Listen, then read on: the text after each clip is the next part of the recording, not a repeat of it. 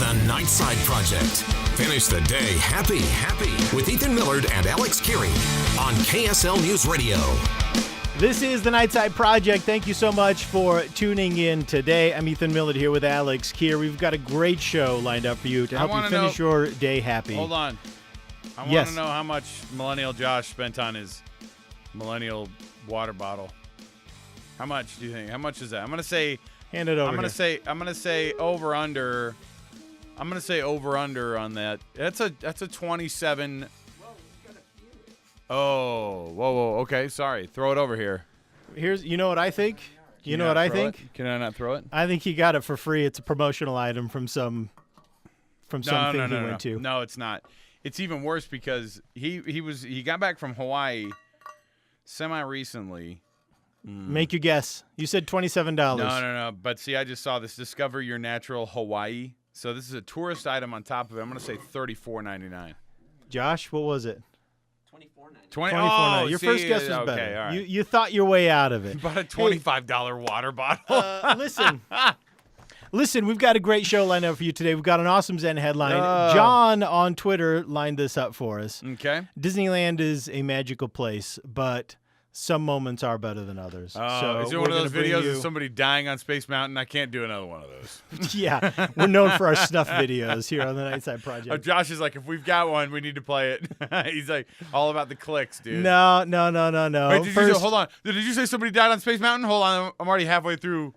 Nothing like that. Okay, nothing like sorry. that. All right. So first up, though, we need to talk about what happened to Jimmy Butler. Now, Jimmy Butler's a professional basketball player. Yeah. Tell me more. He was a first-round pick out of Marquette, and wow. he just got sent to Timberwolves. And not everybody is into that. And so he's got this crazy reaction to the controversy like a Russian around guy. his trade. He was recently sent to Timberwolves. And where are the Timberwolves located, Ethan? First off, where are Timberwolves located? First off, I don't get credit for delivering a pretty concise. It's pretty good. Then I start punching holes in it when you go, he was recently acquired by Timberwolves. Where are the Timberwolves found, Ethan? Minnesota. There you go. Come on. I'm not Where a was total he traded moron. from? Chicago. Okay, so he was a Bull. He had an all-star career with the Bulls. Alex, I read his Wikipedia article like 7 minutes ago. So you're not going to trip me up. He was acquired recently by one strong Timberwolf. You're not going to trip me up. The information is too fresh. Okay, sorry. Ask me about this guy tomorrow. I won't know a thing. But it's just like, when somebody starts talking about something, there's like a couple inconsistencies. You're like, they're too right about this. And then the thing comes out where he goes, he was recently acquired by Timberwolves. Taken into their fold. He's been accepted as their queen. They call him Mowgli. Oh my goodness. Listen, all right, I'm going to play this video. So he's at this press conference and he just basically calls out everybody. Now this is from this a CBS affiliate in Chicago, which is where he just left, and so they put together this little video. And the trade was hotly contested. I mean, he didn't want to go. He wanted them to figure out a way for him to stay in Chicago. Yeah. And he blamed the way that they did things. He was like, he called people out not for yeah. So once you start doing that, your new city already goes, well, we don't want you either. But he's also playing for his former head coach, Tom Thibodeau, there, because Tom Thibodeau used to be the head coach of the Bulls. And so it's been a dicey few days because he's like this reluctant, like, oh, no, I'm ready. I love Timberwolf. I'm ready to be in the pack. So he starts getting into this, so he's been getting a lot of hate. Right. So he is at this press conference. This is how he handles it. My phone's in my back pocket right now. 773-899-6071. So if you want to interview, there you have it.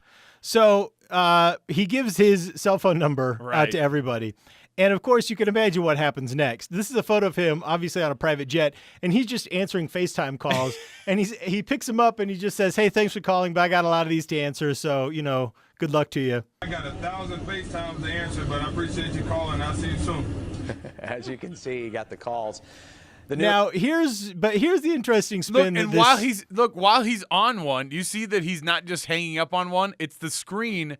It's the screen of accept. It's the screen of hang up on somebody and do another one. No, it's been continuous. But see, here's the problem though, and this was the interesting spin that the CBS affiliate in Chicago gave, because he's not the only one with the Chicago number that's getting completely flooded. No, there is one other man. Newest member of the Minnesota Timberwolves has been bombarded after. All right, so I'll see you soon. This is the setup that we did. We'll let him get through it here. Hello? This isn't Jimmy Butler. Enter Michael Byrne. The Evanston man has another reason to complain. His number is just one digit off. Why is he so sweaty? So Michael, is it Michael Byrne? Can we talk about why this guy's so sweaty? There's a lot to talk about here, because if you look at this guy, so he's been flooded. He's getting phone calls nonstop by people misdialing. By one number. The one Butler gave out, we can't tell you which number. Why is he so sweaty? sweaty? Calls are flooding into his phone. I actually had 57 missed calls and about 70 text messages, all ranging from, hey, Jimmy, we're fans. Hey, Jimmy, we support you. One guy wanted to play darts and have a drink together. So if I'm ever in Minneapolis, I guess I have a lot of offers. Yeah, sure. So hold on a second. Let's go back here. I want to see how sweaty this guy is. I feel bad for the guy. Well, yeah, he's been thrust into. I mean, he's literally been flooded with calls and sweat. What kind of dude says, "All right, I'm about to be on TV," and what is this market 3 or 4 in the country? Yeah, Chicago, yeah, right? It's large market. So that's what I'm going to do. I'm going to first run through the sprinklers. I'm going to go take a huge nap. I'm going to wrap my head in pillows, take a nap, and then I'm going to run through the sprinklers. And then I'm going to do my interview. They go, well, when you run through the sprinklers, go ahead and give your head a shake so that the bed head goes away. No, I'm not interested. I'm going to wear a shower cap while I run through the sprinklers so that my bed head is preserved as much as possible because I got some Jimmy Butler phone calls to take. Maybe he's got a 6-year-old baby girl like I do, and he just said, hey, I'm about to be on TV. Will you tease my hair there in the back a little bit? Just tease it out a little bit. I just don't know why. I mean, I guess it's because Chicago's hot this time of year. But Chicago is hotter than anywhere else in the United States so sweaty? Right now. He's not even really overweight either. I just this is my move. I get sweaty just for being here. Look, I'm here and I'm sweaty. That's my theme in life. It's true it's hot. But it's hot everywhere. And somehow everyone else is able. His shirt is a gray shirt.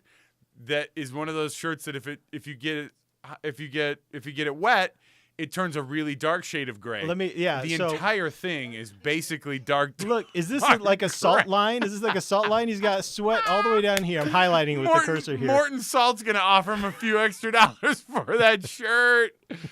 You know what he's saying? This is the part of the interview where he says, "Look at his face." This is the part. I love the face that it's paused on. This is the part of the interview where he goes, "What's going on with my shirt?" Right? What? Who is this? Is this the Timberwolf? Am I really wearing the shirt? Goodness gracious. Oh, don't worry about your hair, bro. Don't worry about your hair. I know it sounds like we're being just super mean and just going, you guys are just going after this guy on TV. But you got to watch this video. But the TV crew rolled up and said, could we interview you? Yes, this is CBS's fault. This is CBS's fault. What they should have done is they should have said, hey, thanks for doing this. Could you go up and get a sport coat on maybe? Can I offer you a comb? I mean, because look, this guy. I agree with you. I don't know why I'm laughing so much. This guy did CBS a favor. The least they could do was say, "Hey, let's get you in a new shirt." Hey, we're outside your apartment. Do you maybe want to put a hat on? Because a hat would improve the situation too. Oh yeah, he could have put on a baseball cap. I would ask him. You know what I would have done if I was a TV producer? I would have paused this picture and then had just the audio from the interview going underneath it because I would want it to be on that picture the entire time. I love this guy's picture. CBS in Chicago, you guys need to be more professional with your interviews. You need to carry shirts around with you. Give this guy a break, him like the weather team jacket. You couldn't just help him out. You couldn't just help him out. I like being that sweaty is. I've been pretty sweaty, but I don't think I've even never been that sweaty in public. All right, that is just got done with a marathon type sweat. Well, maybe he did. Maybe there's something else we don't know. Could you come do that interview about my getting all those phone calls for Jimmy Butler after I'm done with this half marathon? I gotta get a workout in, but also I just woke up. When we come back, some Disneyland moments are far better than others. It's a Zen headline we got submitted on Twitter. We'll show it to you next.